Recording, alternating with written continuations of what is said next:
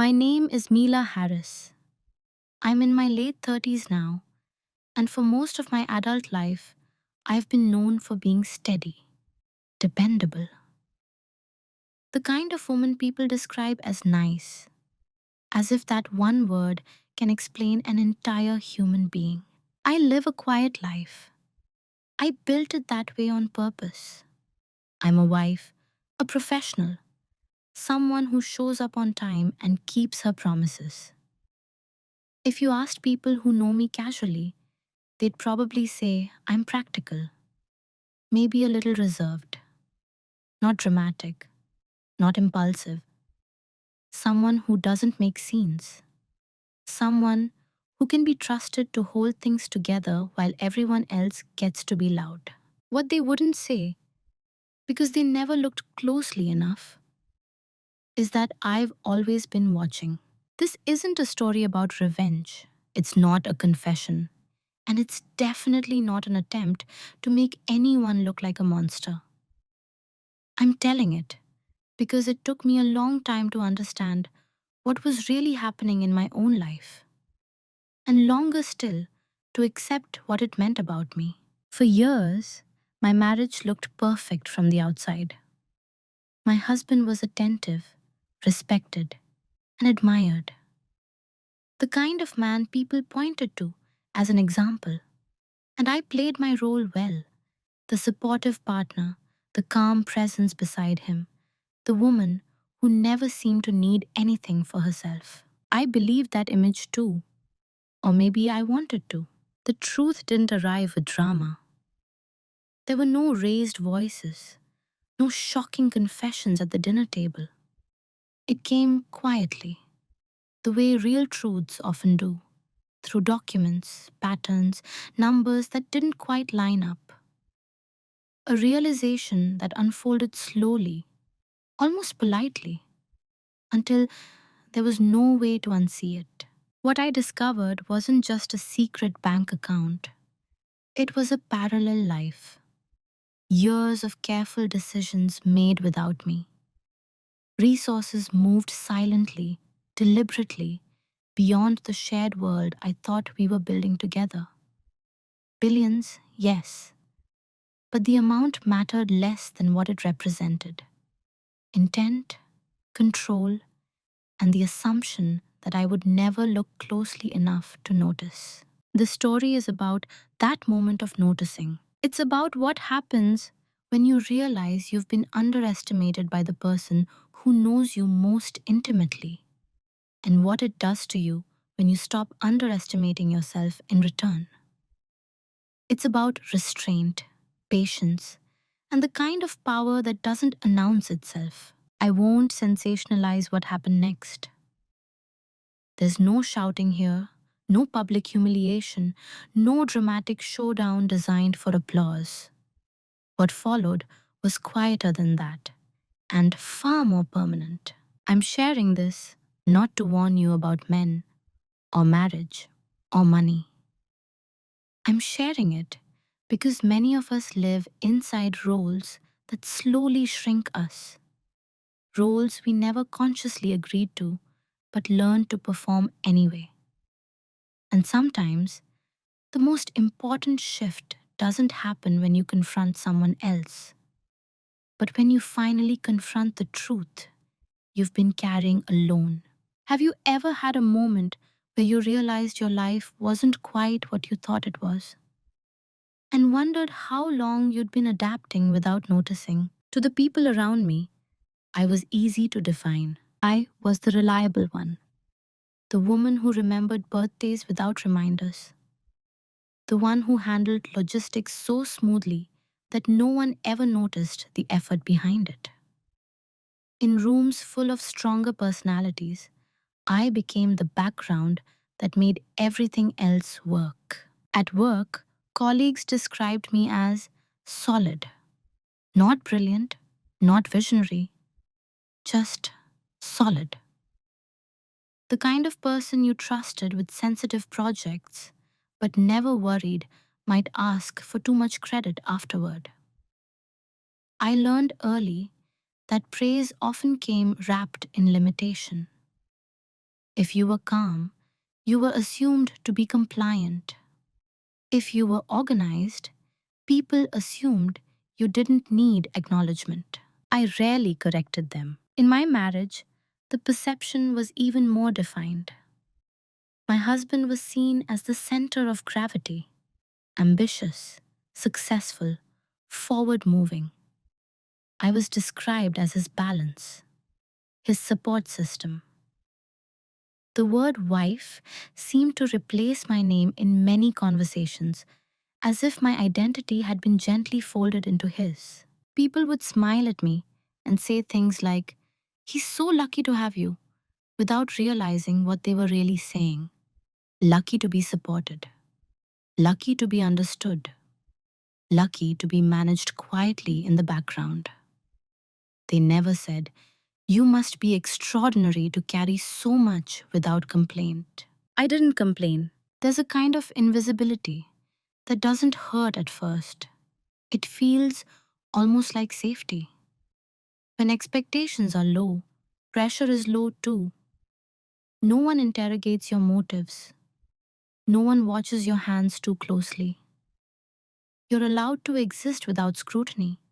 And for a long time, I mistook that for peace. I became very good at reading rooms. Understanding when to speak and when to be silent would move things along faster. I learned how to phrase suggestions so they sounded like someone else's idea. How to make decisions feel collective, even when I was quietly steering them. This skill followed me everywhere: dinner parties, boardrooms, family gatherings. I was the woman people leaned on without ever asking how heavy the load felt. What no one seemed to realize, including my husband for a very long time, was that being underestimated creates space. And space, when used carefully, becomes leverage. At home, I handled the practical details of our life: schedules, household logistics, long term planning. I knew when contracts were renewed, when subscriptions changed, and when investments were discussed but never fully explained to me. I was present for all of it, but never positioned as central to it. And I allowed that positioning because it matched the version of me everyone seemed comfortable with. The truth is, I was curious. Quietly, persistently curious. I noticed inconsistencies in stories, slight shifts in tone when certain topics came up. I noticed how often financial conversations were framed as too complex to bother me with. How often were decisions presented as already settled by the time they reached my ears? None of it felt alarming in isolation. That's how these things work. They rely on normalcy, on routine, on the assumption that a calm woman won't disrupt what appears to be stability. I didn't see myself as weak during those years. I saw myself as patient, adaptable, mature. I believed that restraint was a virtue, and that not needing to dominate a room was proof of inner confidence. Maybe that was true, or maybe it was only half the truth. Because while everyone else saw a woman content to stand beside, I was absorbing everything: patterns, language, systems, the quiet mechanics of power that move beneath polite surfaces. I wasn't invisible because I lacked substance. I was invisible because I didn't demand to be seen. And that distinction, subtle as it was, would eventually change everything. At the time, though, I didn't know that yet. I only knew that my life felt orderly, controlled, and strangely distant from the decisions shaping it. Like I was watching a well directed play from the wings, trusted to keep the stage running, but never invited to step fully into the light. I told myself that was enough. I told myself that if something were truly wrong, I would feel it clearly, loudly. like a warning alarm. What I didn't understand then was that some alarms are designed to be silent. The first moment that stayed with me didn't feel important when it happened. That's the part that still unsettles me. The way something can mark you without announcing itself as a wound. We were at a small dinner with friends. Nothing formal. The kind of evening where conversations overlap and no one is really listening closely. Someone asked a casual question about finances, investments, I think, or maybe long term planning. I don't even remember the exact wording anymore. What I remember is how naturally I answered. I'd done the research. I always did. I offered a clear, measured response. Nothing emotional, nothing confrontational. Just information. My husband smiled lightly and cut in before I could finish. Oh, that stuff's complicated, he said, laughing softly. Mila lets me handle all of that. It was said kindly, affectionately even. People chuckled. The conversation moved on. No one noticed my pause. In that split second, I felt something shift. Not sharply, not painfully, but enough to register. A tightening, maybe. Like realizing you've been gently moved from one seat to another without being asked. I smiled too. Of course I did.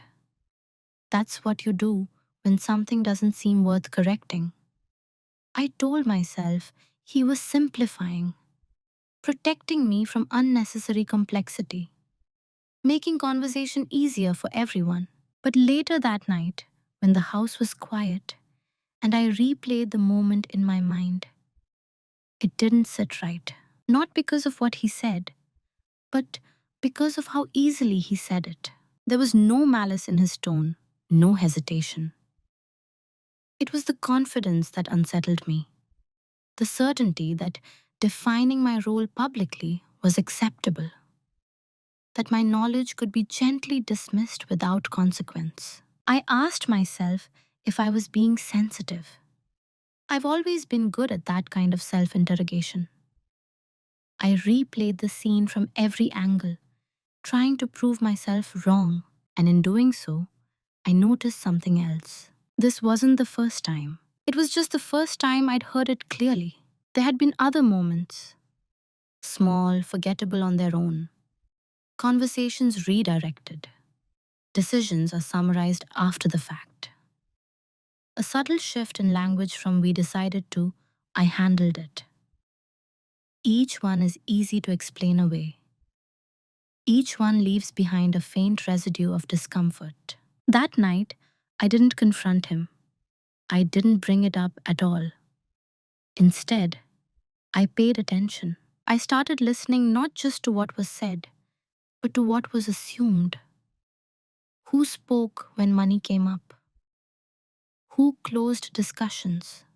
Who was framed as capable and who was framed as protected? What struck me most was how invisible the dynamic was to everyone else. Friends saw a loving partnership, a division of labor that looked practical, even admirable. No one questioned it because nothing appeared broken. And maybe that's why the cut mattered, because it was small enough to be dismissed, but precise enough to change how I saw the surface of my life. Once you notice one thread out of place, you can't stop seeing the pattern it belongs to. I didn't feel angry. Not yet. What I felt was alert. Curiosity replaced comfort. I found myself replaying conversations, noticing how often my input was welcomed privately but softened publicly. How my presence was used to reinforce an image of harmony, even when my agency was quietly minimized. Still, I stayed silent. Part of me believed silence was maturity, that marriage required choosing your battles, that correcting every slight would turn me into someone I didn't want to be. Another part of me, quieter, harder to ignore, was beginning to understand that silence isn't neutral. It teaches people what they can get away with. I didn't act on that understanding yet. I wasn't ready to name it. But something had changed. The cut didn't bleed. It didn't ache. It simply stayed with me, like a thin line under the skin. Evidence that something had passed through, even if no one else could see it. And from that moment on, I started noticing just how often small cuts are mistaken for nothing at all. Once you notice a pattern, it has a way of expanding. What I had first registered as an isolated moment began to echo through daily life, not loudly, not dramatically, but with enough consistency that it became impossible to ignore. Still, I tried. I'm good at that, at reframing, at explaining things away in the name of harmony. It became normal for decisions to be presented to me after they were already made. Not major ones, at least not on the surface. Adjustments, reallocations, timing changes, always reasonable, always justified, always delivered with a tone that suggested my agreement was assumed rather than requested. You're okay with this, right? He'd say, already moving on, and I'd nod.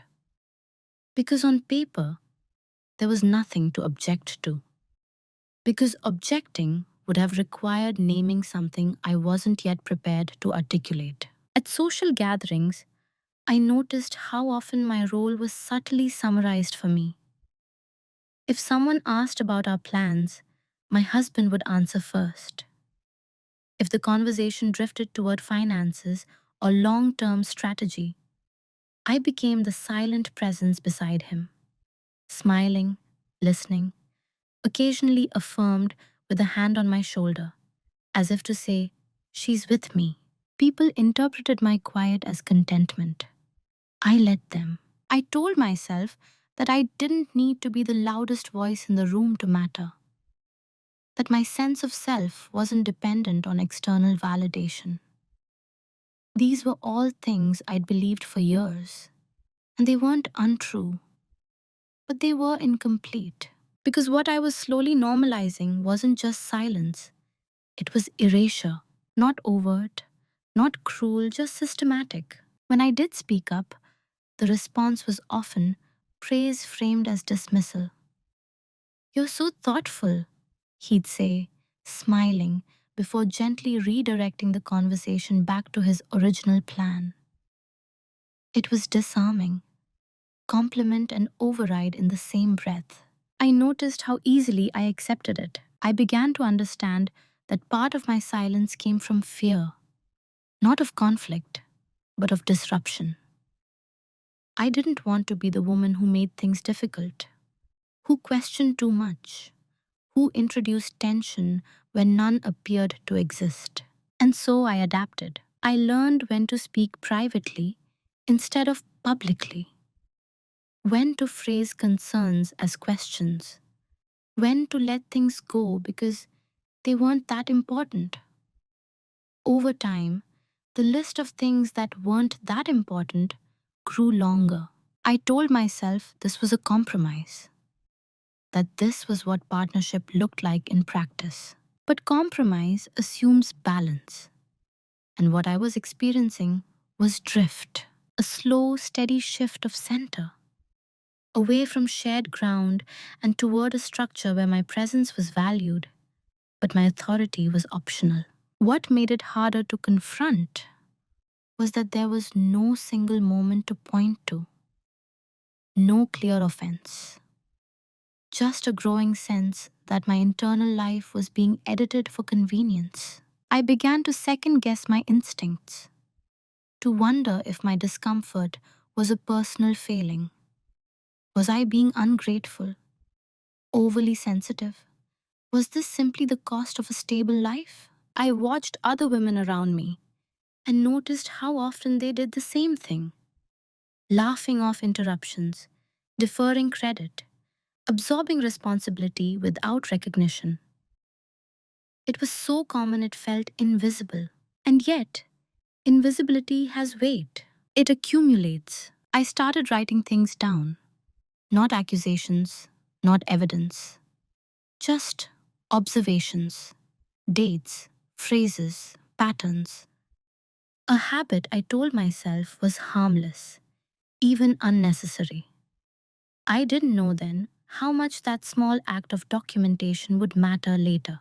At the time, it was just a way of grounding myself, of reminding myself that what I was noticing was real. Because when disrespect is subtle, the hardest part isn't enduring it, it's trusting your perception of it. There were moments when I almost spoke up, when something in me leaned forward, ready to correct, to clarify, to reclaim space. And then I'd feel the familiar pull of restraint. It's not worth it. Don't overreact. This is just how things are. Those thoughts became rehearsed, comfortable, protective. I didn't yet understand that every time I chose comfort over clarity, I was teaching someone else where the boundaries were and teaching myself where they weren't. By the time I realized how normalized the pattern had become, it felt embedded. Like furniture, you stop noticing because it's always been there. But even the most familiar structures can collapse once you recognize how they were built. I just wasn't ready to push yet. Not until I understood the role I'd been quietly assigned and the cost of continuing to play it. It didn't happen all at once. Roles like mine never do. They're constructed slowly, through repetition and reward, through the quiet reinforcement of behavior that makes life easier for everyone else.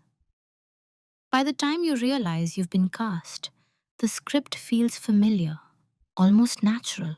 I was the reasonable one, the one who didn't need explanations spelled out, the one who could be trusted to adjust. If something changed last minute, I'd handle it. If a decision needed to be defended, I'd soften it. If tension appeared, I absorbed it. People praised me for being low maintenance, for being understanding, for not taking things personally. What they didn't see was how that role narrowed my range. How often were my reactions edited before they reached the surface? How many thoughts I kept to myself because they didn't align with the version of me everyone seemed to rely on. In my marriage, this role was especially clear. I was the stabilizer, the emotional constant, the woman who didn't rattle when plans shifted or explanations came late. My husband trusted me to be fine with things, and over time, that trust became an expectation. I was expected to be fine. If something concerned me, it was framed as stress. If I asked for clarity, it was seen as reassurance seeking. If I pushed back, even gently, the response was confusion, as if my resistance was an unexpected deviation from character. "You're usually so calm about this," he'd say, not unkindly. And just like that, my reaction became the problem, not the circumstance that prompted it. I began to understand that my value in this dynamic was conditional. I was valued as long as I remained predictable, as long as I didn't disrupt the flow, as long as my needs could be managed quietly, if at all. This realization didn't make me angry. It made me precise. I started to see how roles protect the people who benefit from them, how easily they're defended as personality traits rather than limitations. How often are women like me celebrated for endurance rather than invited into authority? The role was never explicitly discussed. It didn't need to be. It was reinforced through tone, timing, and omission, through the assumption that I would adapt, and the relief that followed when I did. And I had adapted for years, not because I lacked strength, but because I believed strength looked like restraint. like patience, like choosing the long view over momentary discomfort. But there's a difference between choosing restraint and being confined by it. The moment that truly clarified this for me was mundane. A passing comment, a casual assumption about what I would handle, what I would let go, what I would quietly make work. I remember thinking, this is who they think I am. Not because they knew me deeply, but because I'd shown them only the parts that kept things smooth. That thought stayed with me, not as resentment, but as recognition. I realized that the role I'd been assigned wasn't malicious. It was convenient, and convenience, left unchecked, becomes entitlement. I didn't decide to break the role that day. I wasn't ready, but I did decide to stop mistaking it for my identity. There's a strange freedom in that moment. When you understand that you can step out of a role not by confronting it, but by quietly changing how you relate to it. I didn't announce anything. I didn't demand space. I simply stopped offering unlimited access to my compliance. I listened more than I spoke. I observed how often my silence was interpreted as agreement. I noted how rarely my absence from a decision was noticed until it mattered. The role had made me reliable. It had also made me invisible. And for the first time, I understood that invisibility wasn't something being done to me. It was something I had been maintaining. The shift didn't arrive with confrontation. There was no argument, no discovery, no moment where I stood up and demanded answers. It happened on an ordinary afternoon, in the kind of quiet that usually passes without meaning. I was alone at home, sorting through paperwork, not searching for anything in particular, just organizing. That had always been my role, after all, making sense of things so they wouldn't become problems later. I remember the light coming through the window, the way it does when the day is moving toward evening but hasn't decided yet. Everything felt still, safe, familiar. And then I noticed something small, a discrepancy, a number that didn't align with what I'd seen before. It wasn't dramatic, it wasn't alarming, just off. In the past, I would have dismissed it, assumed there was an explanation I didn't need to understand, trusted that if it mattered, it would be shared with me. Instead, I paused. That pause, that single decision not to move on, was the shift. I checked another document, then another. I didn't feel panic or excitement. What I felt was focus, a narrowing of attention, like everything else in the room, had softened at the edges. The more I looked, the more I realized this wasn't a mistake.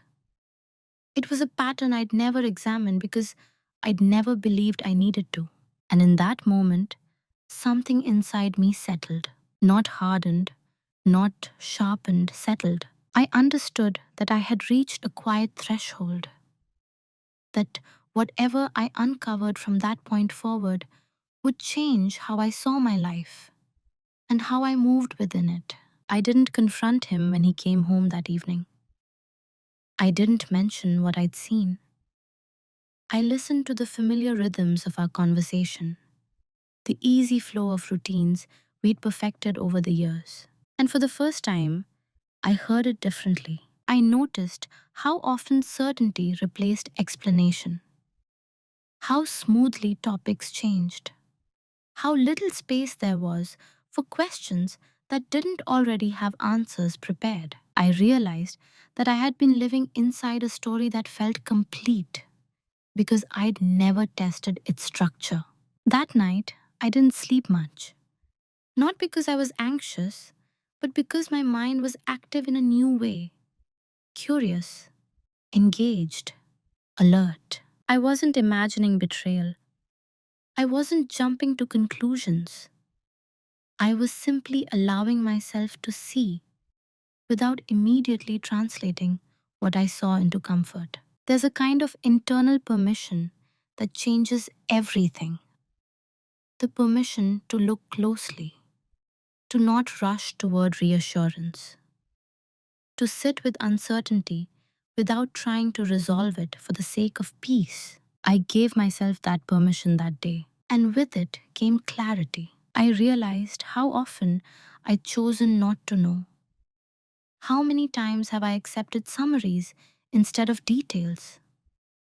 How willingly I'd stepped back from spaces that required assertiveness. None of this felt like regret. It felt like awakening. The shift wasn't about distrust. It was about ownership of my perception, of my intelligence, of my right to understand the life I was participating in. From that point on, silence was no longer the default. It became deliberate. I didn't change my behavior outwardly. Not yet. I didn't ask new questions or challenge existing narratives. I simply started paying attention with intention. I documented what I saw. I cross referenced. I noticed timing, language, and absence. I treated my own life like something worthy of careful study. And perhaps most importantly, I stopped explaining things away before I fully understood them. That day marked the end of my automatic compliance. Not because I'd become suspicious or defensive, but because I'd become present, truly present. I understood then that whatever was ahead would require patience. That clarity without strategy is just noise.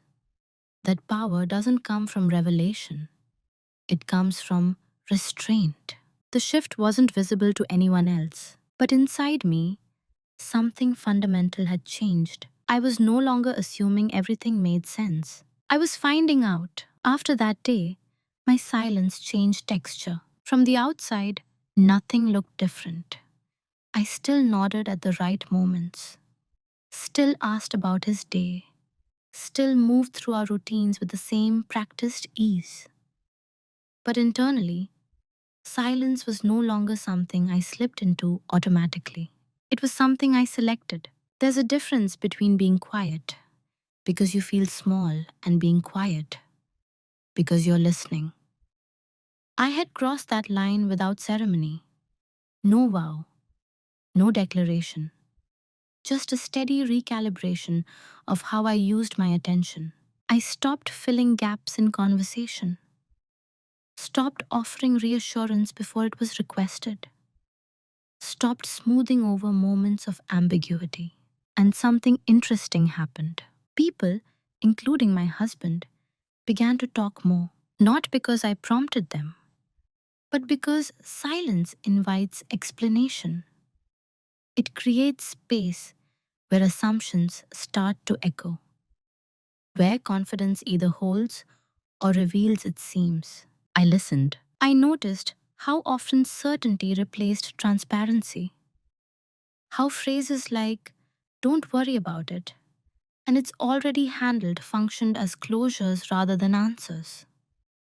I noticed which details were volunteered and which were consistently absent. My silence became a mirror, and like most mirrors, it made others slightly uncomfortable without them fully understanding why. They mistook my quiet for distraction, for trust, for disengagement.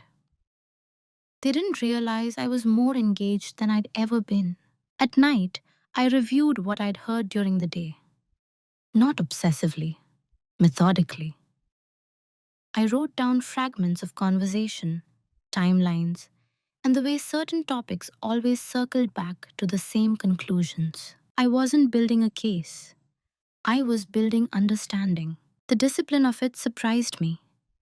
There was no emotional charge driving my attention, no anger, no fear, just a calm insistence on coherence, on making the invisible visible to myself. I understood then why silence is so often misread. Because people project their assumptions onto it. They see what reassures them. My husband saw a wife who trusted him completely, who wasn't threatened by complexity, who didn't need to be included in every detail to feel secure. That assumption gave him confidence. And confidence, when unexamined, grows careless. I noticed small shifts, a little less caution in language, a little more certainty in decisions that had never been discussed with me. He believed the narrative had stabilized, that I was settled back into my role. I didn't correct that belief because silence, when chosen deliberately, is a form of positioning. I wasn't withholding affection. I wasn't withdrawing. I was simply no longer cushioning reality. And in doing so, I reclaimed something I hadn't realized I'd given away: tempo. I set my own pace internally. I didn't rush toward conclusions or comfort. I allowed information to accumulate naturally, like sediment, layer by layer. There were moments when I could have spoken, when I could have asked the obvious question and forced an explanation. But I understood that premature confrontation would only collapse the very pattern I was trying to observe. Power doesn't announce itself, it waits. What surprised me most was how peaceful this phase felt. There was no inner turmoil, no sense of deception, just clarity, focus, a quiet confidence rooted not in certainty, but in patience. I wasn't plotting, I was preparing. And preparation, I learned, doesn't require urgency, it requires consistency. The people around me continued to mistake my silence for softness. They praised my calm, my flexibility, my lack of drama. I accepted the praise without comment because the version of me they were applauding no longer existed in the way they imagined. Silence had stopped being a shield, it had become a tool. What they never noticed was how much work could happen without making a sound. Preparation doesn't look like preparation from the outside, it looks like routine, like a habit, like a woman going about her day with the same steady rhythm she's always had. I didn't suddenly become secretive. I became precise. I learned where information lived, not just documents and statements, but patterns, how often things were updated, which accounts were summarized verbally instead of in writing, which conversations were consistently postponed. I paid attention to the structure beneath the surface of our lives. Most people assume that if something is important, it will be shared openly. That assumption is convenient. It allows you to remain passive. I let go of it. Instead, I asked neutral questions at neutral times. Questions that sounded like curiosity, not concern. Questions that didn't interrupt momentum or signal suspicion. The answers were often incomplete, but incompleteness itself is information. I began cross referencing what I was told with what I could independently verify, not obsessively, methodically. I treated it like a long term project with no deadline. There was no rush. Rushing would have been emotional. I was interested in accuracy. I updated my own financial literacy quietly. Not because I lacked it before, but because systems evolve. I read, I listened, I refreshed my understanding of structures that are designed to be opaque to anyone who isn't actively looking.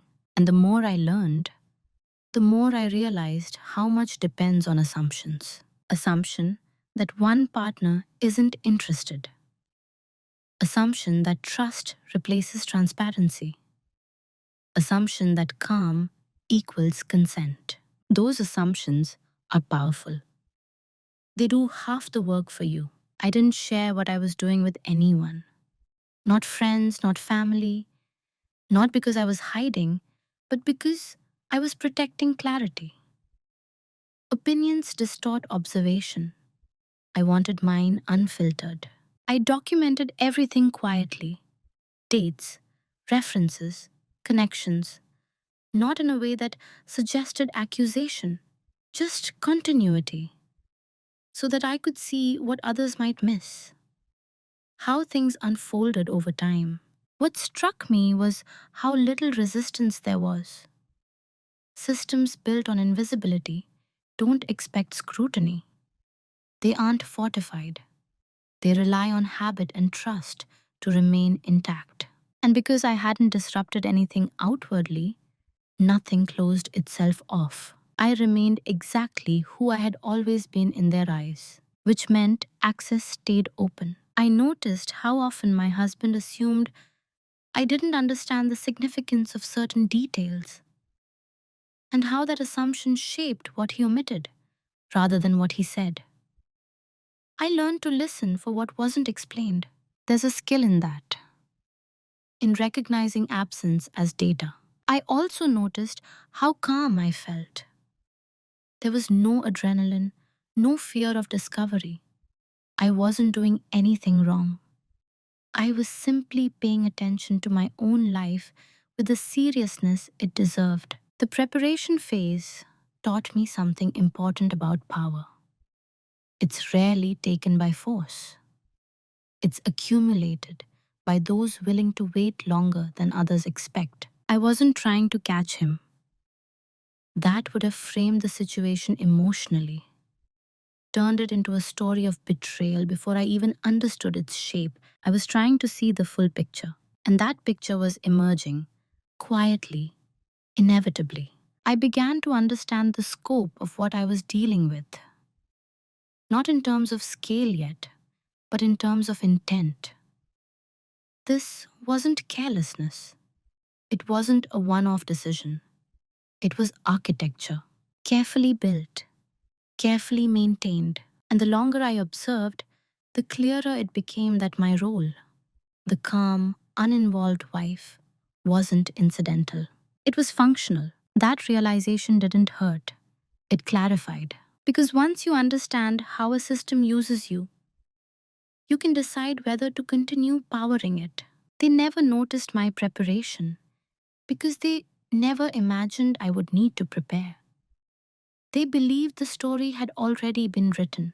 I was just turning the pages, slowly enough that no one heard the sound. The reveal didn't feel like a climax. There was no rush of adrenaline, no moment where my hands shook or my breath caught in my chest. What I felt instead was a deep, steady stillness, the kind that comes when uncertainty finally resolves into fact.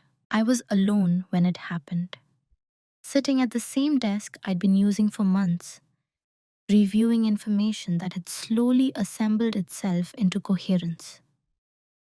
I wasn't searching anymore. I was confirming. And that's when the shape of it became undeniable. The statements told a different story. Years of quiet transfers, a separate account, and a life he'd been carefully hiding behind the image of a devoted husband. Not a mistake, not a technicality, a structure, one that existed parallel to our shared life, untouched by it. The scale revealed itself gradually.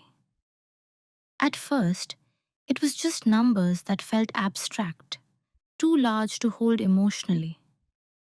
Then the context filled in: timelines, accumulation, compounding, billions. The number itself didn't shock me the way people expect it to.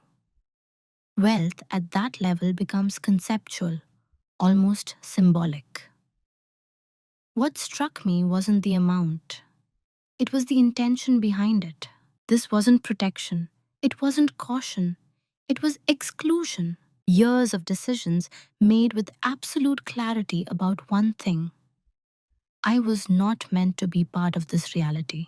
I sat with that realization for a long time, not in disbelief, in recognition. Every small dismissal, every softened explanation, every moment.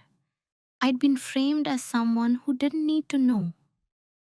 They aligned now, not as accidents, but as components.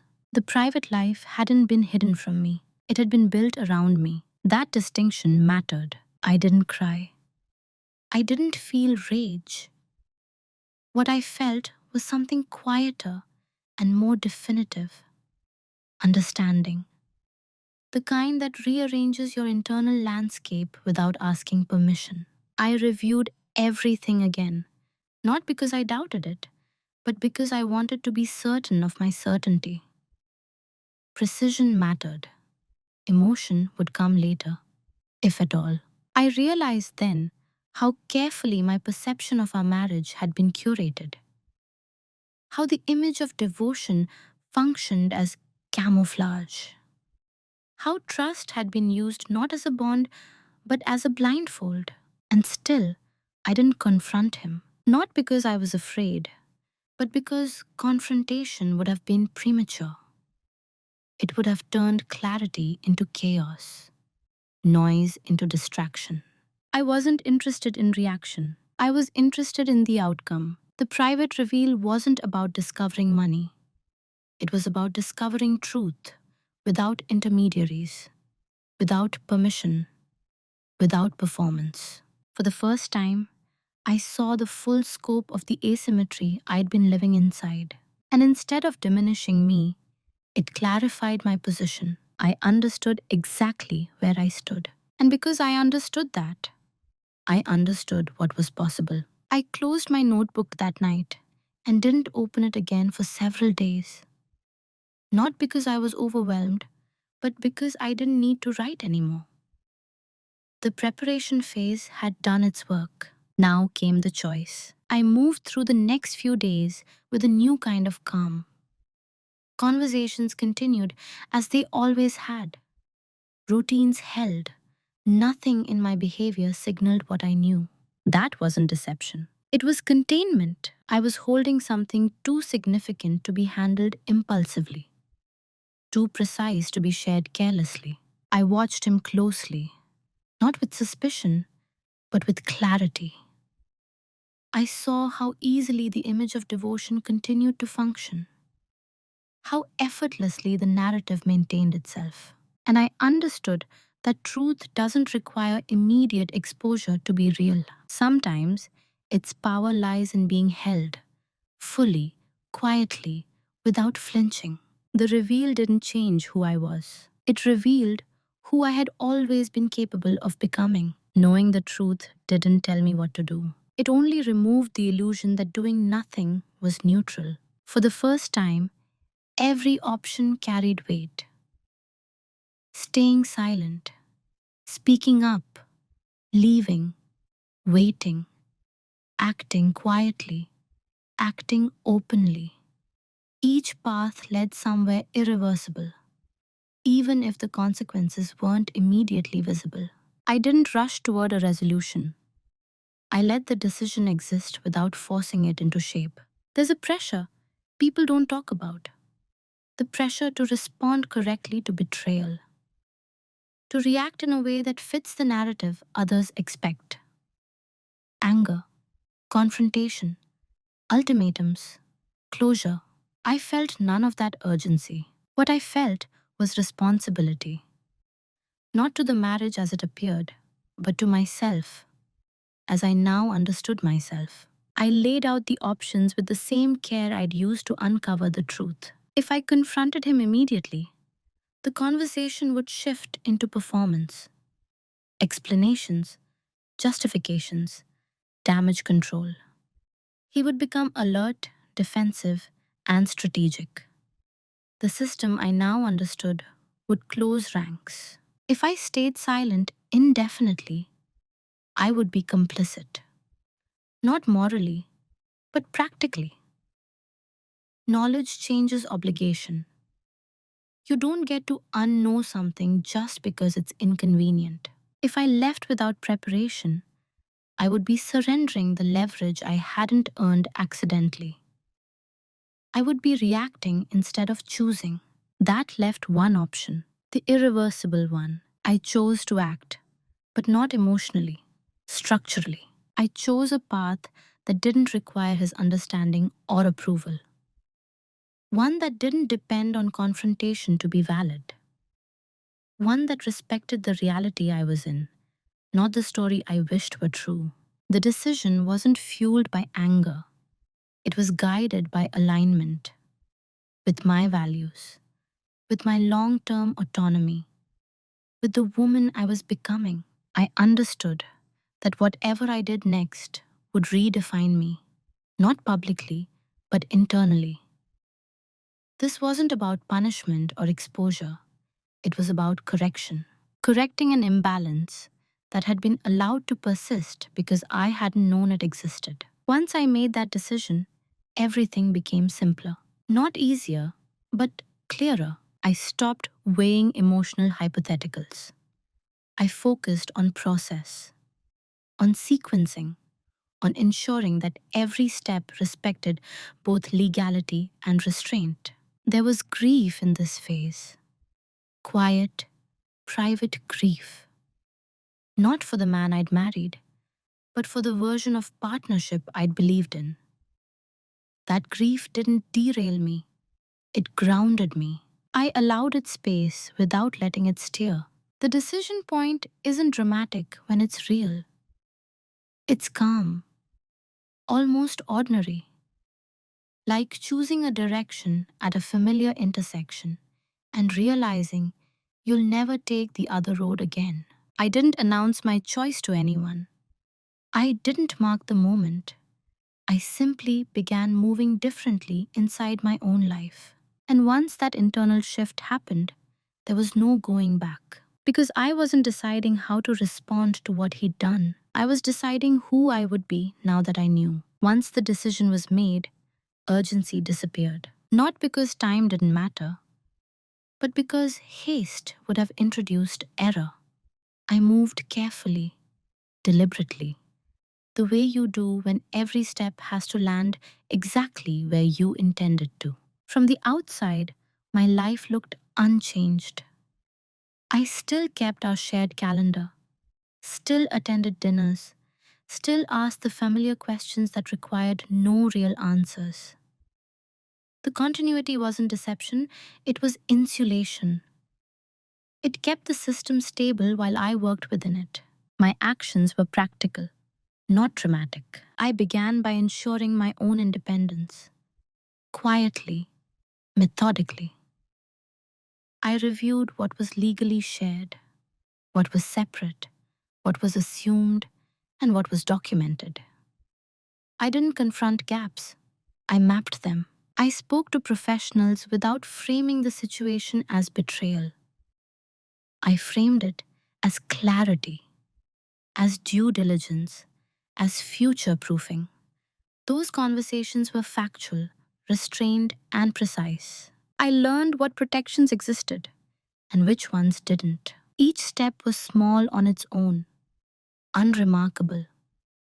But together, they formed a structure that didn't rely on his cooperation or awareness. I didn't rush to separate lives. I secured an understanding first. I noticed how easy it was to do this unnoticed. How systems that assume trust rarely verify vigilance. No alarms went off. No questions were asked. Silence still worked in my favor. At home, I remained present, not performative, present. I didn't withdraw emotionally because withdrawal would have been visible. Instead, I maintained equilibrium. What changed was internal orientation. I stopped anchoring my future to shared assumptions. I stopped planning with him and started planning around him. That distinction matters. People often imagine decisive action as something bold and visible. But the most effective shifts happen quietly, before anyone realizes the ground has moved. I organized. I prepared. I ensured that my autonomy didn't depend on revelation. There was no satisfaction in this phase, no sense of triumph, only focus, responsibility, and a growing sense of alignment. I wasn't trying to outmaneuver him. I was simply removing myself from a position of vulnerability. And in doing so, I discovered something unexpected. Peace, not relief. Peace. The kind that comes when your actions finally match your understanding. I slept better. Not because things were resolved, but because I was no longer frozen by uncertainty. Motion, even quiet motion, restores agency. I understood that whatever happened next would unfold on my terms. Not because I controlled everything, but because I had prepared for multiple outcomes. That's what moving in silence really means. Not secrecy, not deception. Readiness. By the time the consequences began to surface, the work that mattered most was already done. Consequences rarely arrive with announcements. They show up as confusion, as an inconvenience, as a sense that something familiar no longer works the way it used to. At first, no one connected those feelings to me. That was the advantage of timing, of preparation, of not needing credit for change. I noticed the shift before anyone else did, not because I was watching for reaction, but because I understood the structure well enough to recognize when it began to strain. Small things first, a delay that couldn't be smoothed over, a process that required clarification instead of an assumption, a question that no longer had an easy answer because the usual shortcuts were gone. My husband noticed it as friction, not as a loss. Systems don't announce their dependence until that dependence is disrupted. He grew distracted, slightly irritated, not at me, at the sense that something was off. I stayed calm, not because I was pretending, but because there was nothing to react to yet. What was unfolding was internal, structural, the kind of consequence that doesn't look like punishment, because it isn't one. People around him began to feel it too. Business partners, advisors, quietly, without knowing where the instability originated. I didn't step in to correct it. For years, I had been the stabilizer, the quiet translator, the one who absorbed complexity and returned simplicity. When that function stopped operating automatically, the absence was felt. Still, no one looked at me. Why would they? I was still there, still composed, still agreeable. They assumed the issue lay elsewhere. Markets, timing, administrative errors, anything but the invisible architecture that had shifted. I watched the effects unfold without satisfaction. This wasn't vindication, it was confirmation. Confirmation that systems adapt to the roles we play within them and falter when those roles change. My husband began asking questions, not directly, not clearly. The way people do when they sense something slipping but don't know what. Have you noticed things feel more complicated lately? He asked one evening, almost casually. I considered my answer carefully. I think complexity shows up when we stop simplifying it, I said. It wasn't a challenge. It wasn't a warning. It was the truth. He didn't press. The consequences continued quietly. Nothing dramatic. Just a growing sense that control wasn't as seamless as it once was. That certainty required more effort, and effort exposes dependency. I remained steady, not aloof, not cold, just no longer compensating. There's a difference. When you stop compensating, other people are forced to encounter the full weight of their own systems. Not all at once, but enough to feel the strain. I didn't enjoy watching it, but I didn't intervene either, because intervention would have meant reassuming the role I had stepped out of, and that role no longer belonged to me. By the time he realized something fundamental had changed, it was already too late to trace it back to a single moment. That's the nature of quiet consequences. They don't point to you. They reveal the structure that depended on you not changing. By the time he understood that something was wrong, he still didn't understand what it was. That gap between awareness and comprehension is where panic begins. It didn't show up as fear right away. It appeared as restlessness, as irritation without a clear target. He double checked things he'd never questioned before, asked for confirmations that used to be unnecessary, revisited decisions that had already been settled. The system was no longer responding to him the way it always had. And for the first time, reassurance didn't arrive automatically. He tried to reassert control in small ways, tightening schedules, revisiting conversations, framing uncertainty as temporary. All the familiar techniques that work when a system still recognizes your authority. But authority depends on alignment, and alignment had already shifted. I could see the moment when he realized he was too late. Not all at once, but in stages. First confusion, then urgency, then the unmistakable tension of someone trying to repair something without understanding how it was built. He asked me questions more directly now, not accusatory, not suspicious, concerned. Have you changed anything? He asked one night, his voice careful. I met his eyes and answered honestly. I've been paying attention, I said. It wasn't a confrontation. It wasn't a confession.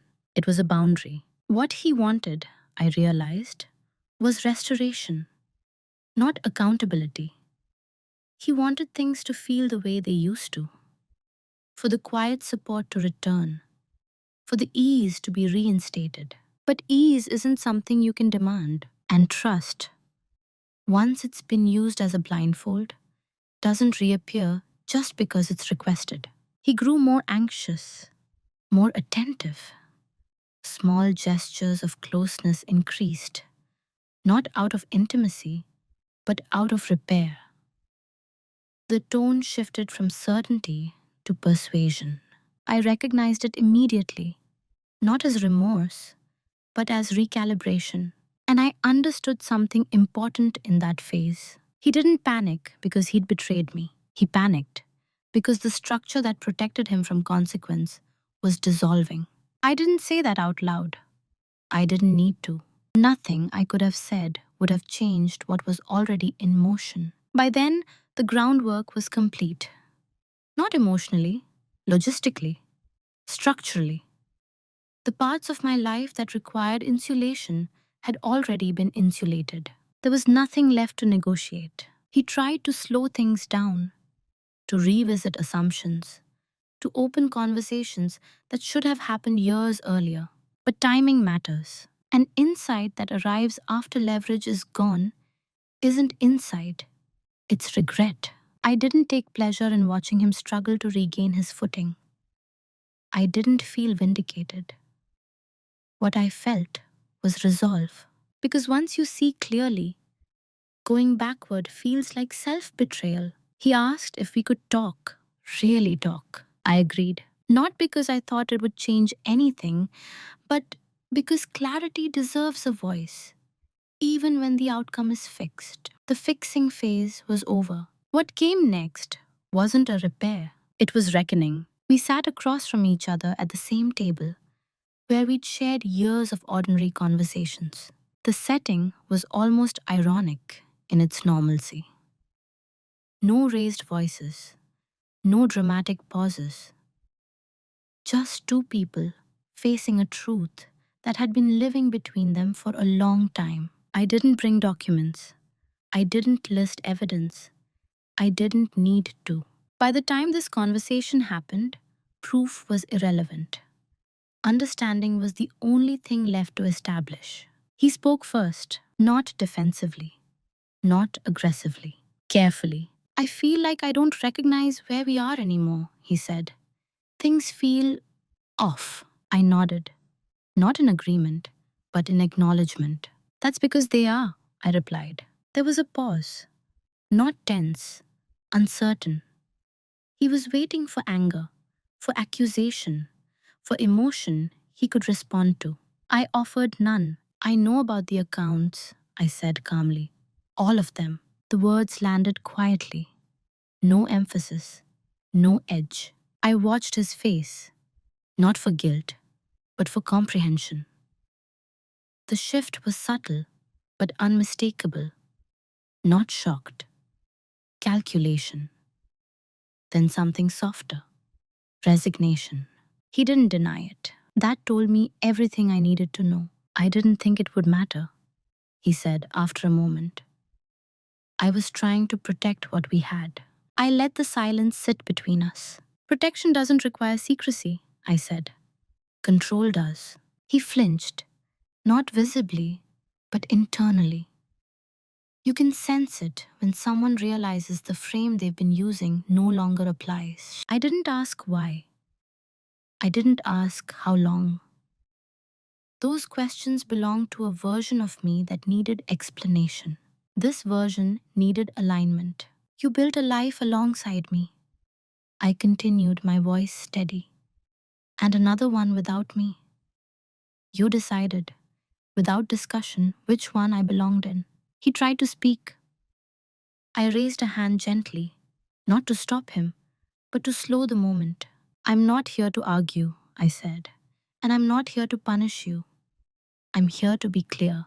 Clarity, I've learned, is disarming when delivered without heat. I no longer consent to a life where information is withheld for my supposed comfort, I said. And I won't pretend trust exists where transparency never did. There was no apology that could fix that. And to his credit, he didn't attempt one. What he offered instead was an explanation, context, rationalization. I listened without interruption, not because it mattered, but because listening costs nothing when you're already done deciding. When he finished, I thanked him, genuinely, not for the choices he'd made, but for confirming what I already understood. The conversation ended without resolution, because resolution had already happened elsewhere. Quietly, carefully, beyond the reach of words. There was no explosion, no dramatic exit, just an understanding that something fundamental had ended. Not with anger, but with precision.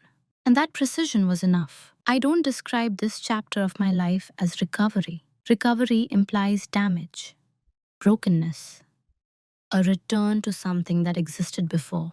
That isn't what happened. What followed was integration. I didn't emerge bitter.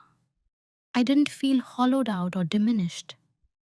What I felt was aligned for the first time in years. As if parts of myself that had been compartmentalized for the sake of harmony were finally allowed to exist in the same space. I became quieter in a different way. Not restrained, but intentional. My sense of self no longer depended on being perceived as agreeable or stable. Those qualities didn't disappear. They simply stopped being my primary currency. I began making decisions without explaining them. Not defensively, just privately. I learned how much energy I'd been spending managing expectations that weren't mine to maintain. Without that weight, everything felt lighter. I rebuilt my life deliberately, not dramatically. I didn't reinvent myself or announce a transformation. I adjusted the architecture of my days. Who had access to me? What I shared? Where my attention went? Trust became something I extended gradually, not automatically. I noticed how often women are taught to measure their growth by resilience, by how much they can endure without complaint. I stopped using endurance as a metric. Instead, I measured clarity. I didn't hate my husband for what he'd done. Hate requires engagement. I released him from my internal narrative, not as forgiveness, but as relevance. That distinction mattered. I was no longer reacting to the life I'd had. I was authoring the one I was living. People around me noticed a change, though they struggled to name it. They described me as more grounded, more decisive, less available perhaps, but more present when I was there. I didn't correct them. There's a confidence that comes from knowing you don't need to be understood to be certain. I carried forward what mattered: my calm, my empathy, my discipline. But I no longer offered them unconditionally. Who I am now is not someone hardened by experience. I'm someone clarified by it. I understand power differently, not as dominance, but as authorship. The ability to define the terms of your own participation. I no longer confuse peace with silence or loyalty with self erasure. I don't rush to fill gaps. I don't volunteer to stabilize structures that exclude me. And I don't mistake quiet for weakness, especially my own. The life I live now is still quiet, still composed, still deeply mine. But it's no longer built around someone else's certainty. It's built around my own. There's a version of this story that could be told as a warning, a cautionary tale about trust or marriage or the dangers of not asking enough questions. But that framing would miss what mattered most about what I learned. This wasn't a story about money. It was a story about attention, about what happens when you stop assuming that silence is the same thing as consent. When you realize that being easy to live with often means being easy to overlook. When you understand that calm doesn't obligate you to accept imbalance. The moral isn't never trust. It's never disappeared. Many of us are taught, explicitly or subtly, that strength looks like endurance, that love requires adaptation, that asking for clarity is a sign of insecurity rather than self respect. That's a convenient narrative, especially for systems and people that benefit from your quiet. What I learned is that power doesn't arrive when you raise your voice. It arrives when you stop explaining your presence, when you choose understanding over reassurance, when you let go of the need to be seen as good and focus instead on being aligned. I didn't win. I didn't defeat anyone. There was no victory moment designed for applause. What I did was reclaim authorship over my own life. And that kind of shift doesn't need witnesses to be real. If you take anything from this story, let it be this. Pay attention to the roles you're praised for playing. Ask yourself who benefits from your reliability, your patience, your silence. And then ask whether those traits are being honored or simply used. You don't owe anyone unlimited access to your steadiness. You don't owe anyone clarity they haven't earned through transparency. And you don't need to justify choosing yourself quietly. Some of the most consequential decisions you will ever make won't feel dramatic at all. They'll feel calm, ordinary, almost invisible. And they will change everything. I'm curious. Have you ever realized, in hindsight, that your silence was being mistaken for consent? Or that your strength was being relied on in ways that quietly cost you? If you're comfortable sharing, I'd love to read your thoughts in the comments. Cảm ơn các bạn vì đã theo dõi đến cuối. Đừng quên ấn like, share và bật chuông để không bỏ lỡ những video mới nhất nhé. Hẹn gặp lại.